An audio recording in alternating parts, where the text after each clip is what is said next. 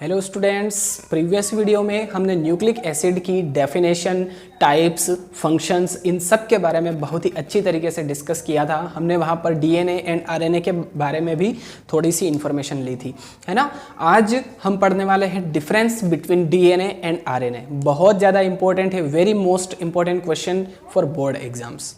ठीक है, 12th boards के लिए बहुत ज़्यादा इंपॉर्टेंट है। ओके, और ये जो क्वेश्चन है ये आपकी एनसीईआरटी का भी एक क्वेश्चन है ना। मैं आपको बता देता हूँ कौन सा क्वेश्चन है। 14.24 है ना, मैं यहाँ पर लिख देता हूँ 14.24 वाला क्वेश्चन है, एनसीईआरटी का एक्सरसाइज क्वेश्चन है ना। एक्सरसाइज क्वेश्चन है 14.24।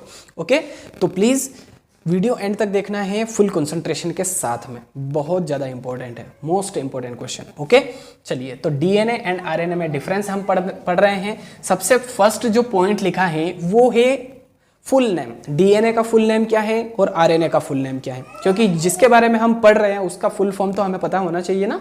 ठीक है, तो फर्स्ट पॉइंट लिखा है it's full name is deoxyribose nucleic acid, है ना।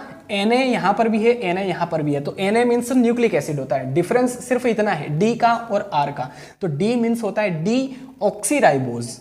ठीक है, क्यों डीऑक्सीराइबोज, क्यों? क्योंकि इसमें एक शुगर होती है, उसका नाम होता है डीऑक्सीराइबोज शुगर। सो इसीलिए इसको डीऑक्सीराइबोज न्यूक्लिक एसिड हम कहते हैं, है ना। On the other hand RNA का फुल फॉर्म क्या है? Ribose nucleic acid. अब राइबोज क्यों? क्योंकि इसमें राइबोज शुगर पाई जाती है ना, यहां पर राइबोज शुगर, सो इसीलिए इसका नाम आरएनए। और यहां पर डीऑक्सीराइबोज शुगर, सो इसीलिए इसका नाम DNA. NA means nucleic acid.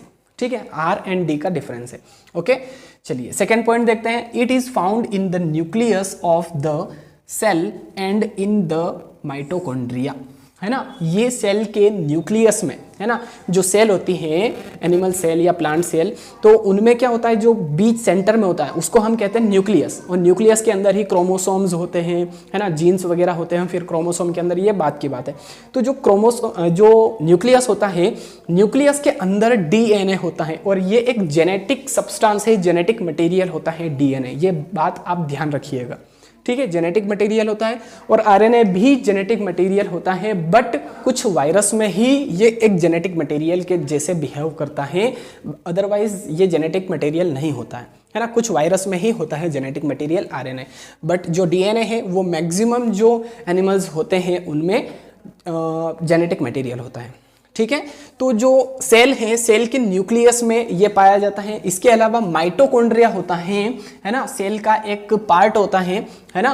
तो माइटोकॉन्ड्रिया और न्यूक्लियस, इन दोनों के अंदर पाया जाता है डीएनए। ठीक है, आरएनए में देखते हैं। It is found in the cytoplasm, nucleus and in the ribosome. ठीक है, जो सेल होती है, सेल के साइटोप्लाज्म में ये पाया जाता है आरएनए।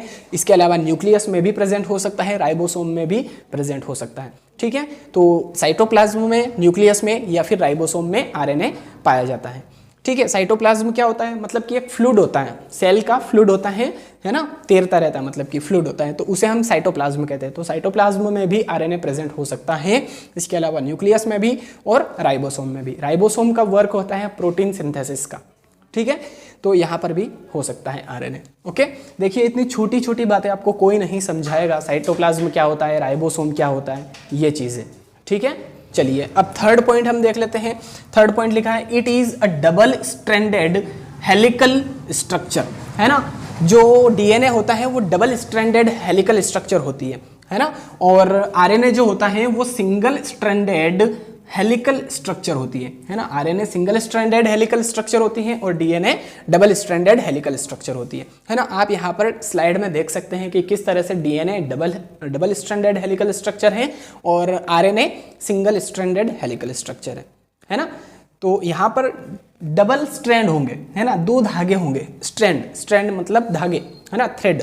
तो डबल स्ट्रैंडेड स्ट्रक्चर होती है ये हेलिकल स्ट्रक्चर, और ये सिंगल स्ट्रैंडेड हेलिकल स्ट्रक्चर होती है। इसमें सिर्फ एक ही स्ट्रैंड होता है। ओके, फोर्थ पॉइंट देखते हैं। It contains the sugar deoxyribose, है ना। जैसे कि मैंने पहले ही आपको क्लियर कर दिया था कि इसका नाम डीऑक्सीराइबोज न्यूक्लिक एसिड क्यों है, क्योंकि इसमें डीऑक्सीराइबोज शुगर प्रेजेंट होती है ना। यहाँ पर आरएनए में कौन सी शुगर होती है? राइबोज शुगर होती है। ध्यान रखिएगा, आरएनए में राइबोज पेंटोज शुगर होती है, पेंटोज शुगर होती है, ये बात भी आप क्लियर कीजिएगा, ध्यान रखिएगा, है ना। डीऑक्सीराइबोज शुगर डीएनए में और राइबोज शुगर आरएनए में। चलिए नेक्स्ट देखते हैं। It is responsible for the transmission of heredity character. ठीक है, जैसे कि मैंने पहले ही आपको क्लियर कर दिया था कि ये एक जेनेटिक सब्सटेंस या जेनेटिक मटेरियल होता है। तो ये जो हेरिडिटी कैरेक्टर होते हैं, है ना, हेरिडिटी कैरेक्टर यानी कि जैसे कि अपने जो पेरेंट्स हैं उसके जैसे हम दिखते हैं, हमारे जो बच्चे होंगे, है ना, तो वो हमारे जैसे देखेंगे। देखिए हंसने वाली बात नहीं है, यही चलता आ रहा है। आपने भी सुना होगा कि जो न्यू बॉर्न बेबी होते हैं तो बोलते हैं कि इसका नाक इसके पापा पर गया है, इसकी मम्मी पर गया है ना, नाना जी पर गया है, नानी जी पर गया है, दादाजी पर गया है, इस तरह से बोलते हैं, है ना। तो वो यही है, हेरिडिटी कैरेक्टर उनको कहते हैं, है ना। नाक कान आँख जैसे दिखते हैं अपने पेरेंट्स के जैसे, तो उन्हें ही हेरिडिटी कैरेक्टर कहते हैं। तो हेरिडिटी कैरेक्टर के ट्रांसमिशन के लिए, है ना, जो एक जनरेशन है उससे दूसरी जनरेशन में जो हेरिडिटी कैरेक्टर होते हैं वो इसी के थ्रू फ्लो होते हैं, इसी के थ्रू ट्रांसमिट होते हैं एक जनरेशन से दूसरी जनरेशन में। क्लियर है? तो ये रिस्पॉन्सिबल होता है हेरिडिटी कैरेक्टर के ट्रांसमिशन में, ध्यान रखिएगा। डीएनए, आरएनए में क्या लिखा है? It helps in protein synthesis, ये प्रोटीन सिंथेसिस में हेल्प करता है ना। ये इसमें ये जो आरएनए है ये सिर्फ कुछ वायरसेस जो होते हैं उनमें ही जेनेटिक मटेरियल का वर्क करता है ना, बाकी इतना खास नहीं है ये, है ना। तो ये क्या करता है? It helps in protein synthesis. चलिए नेक्स्ट लिखा है, लास्ट है, the nitrogenous bases present in DNA are adenine, guanine, cytosine and thymine. ठीक है, डीएनए में 4 नाइट्रोजनस बेसेस होते हैं। फर्स्ट है एडेनिन, सेकंड है ग्वानिन, थर्ड है साइटोसिन और फोर्थ है थाइमिन। ठीक है, तो डीएनए में 4 नाइट्रोजनस बेसेस होते हैं, adenine, guanine, cytosine and thymine, है ना। आरएनए में भी 4 होते हैं, बट जो फर्स्ट 3 है वो सेम रहेंगे आरएनए में भी। देखिए कौन कौन से? एडेनिन, ग्वानिन एंड साइटोसिन, है ना, 3 यहाँ पर है, एडेनिन, ग्वानिन, साइटोसिन यहाँ पर भी है। डिफरेंस सिर्फ इतना है, 4th नाइट्रोजनस बेस डीएनए में होता है थाइमिन और आरएनए में होता है यूरेसिल, है ना। ये बहुत ज़्यादा इंपॉर्टेंट है ना, ये डिफरेंस है। तो यहाँ पर 4 नाइट्रोजनस बेसेस होते हैं, एडेनिन, ग्वानिन, साइटोसिन, थाइमिन। यहाँ पर adenine, guanine, cytosine and last है यूरेसिल। ओके, चलिए तो स्क्रीनशॉट ले लीजिए इसका। ओके, हाँ एक बात और मैं अगर आपको बताऊं आपकी इन्फॉर्मेशन के लिए, तो यहाँ पर जो एडेनिन एंड थाइमिन होता है ना, एडेनिन और थाइमिन के बीच में डबल हाइड्रोजन बॉन्ड होते हैं, और जो ग्वानिन और साइटोसिन होता है वहाँ पर ट्रिपल हाइड्रोजन बॉन्ड होते हैं। ध्यान रखिएगा, एडेनिन एंड थाइमिन के बीच में double and guanine and cytosine के बीच में ट्रिपल। ठीक है, क्लियर है? चलिए स्क्रीनशॉट ले लीजिए इसका। ओके, तो I hope DNA and RNA में जो डिफरेंस है, स्ट्रक्चरल एंड फंक्शनल डिफरेंस, वो आपको अच्छे से आज क्लियर हो चुका है, ऐसी मेरी उम्मीद है।